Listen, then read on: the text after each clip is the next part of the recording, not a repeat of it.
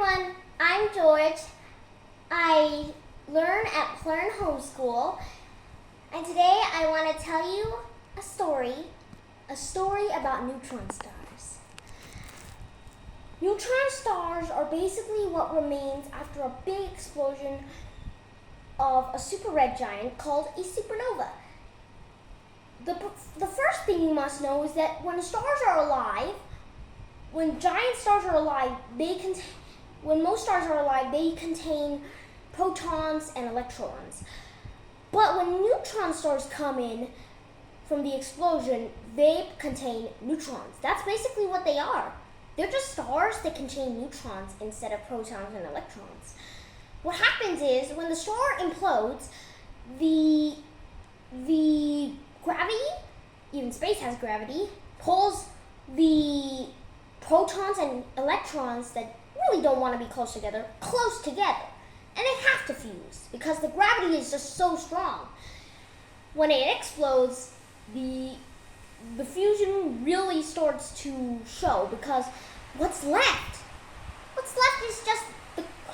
is just the core. It's kind of like just the core, but it also is a star, neutron star. The neutron stars have lots of cool features, like it has these orbs around it called pulsars.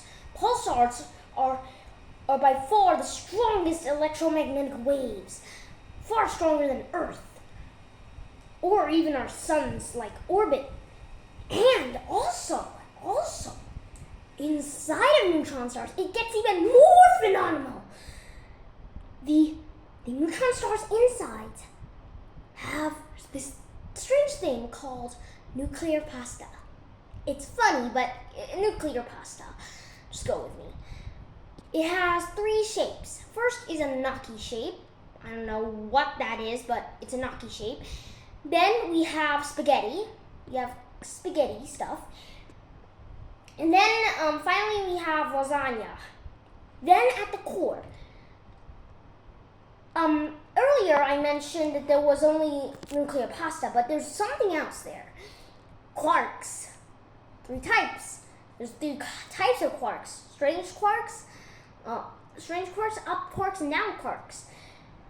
They're held together by something called gluon. Gluon is like a rubber band that the quarks don't want to be separated. So the gluon is kind of like a band that if you try to tug on it, it just gets stronger.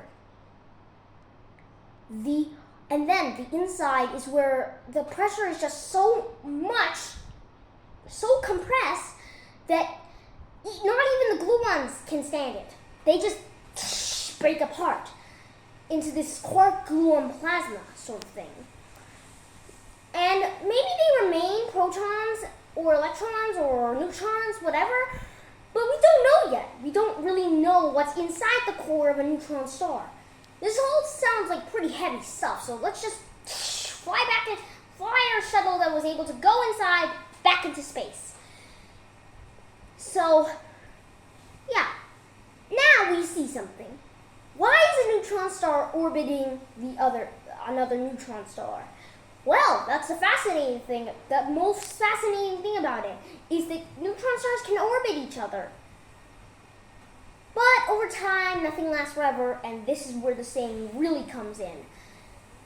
The orbits decay so much that they crash into each other. And that's called a kilnova. Kilnovas are smaller than supernovas because I forgot to mention this in the beginning. The neutron stars are quite small. They're quite small for an average star, only 10 to 25 kilometers, while big giant stars like Betelgeuse are like swollen up. So the supernova is gonna be while the kilnova is gonna be like that.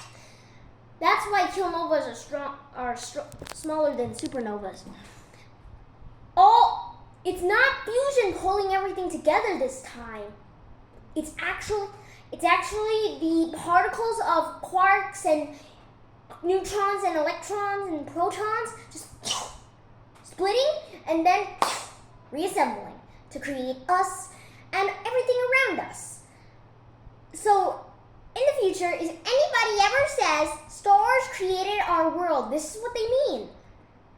The stars not only have to die twice, but they also have to vomit out a lot of their guts. They have to die not only once, but twice, and then vomit out all of our guts, all of their guts, to assemble into us. So if anyone ever says stars created our world and everything around us, this is what they mean. And this is George, signing off.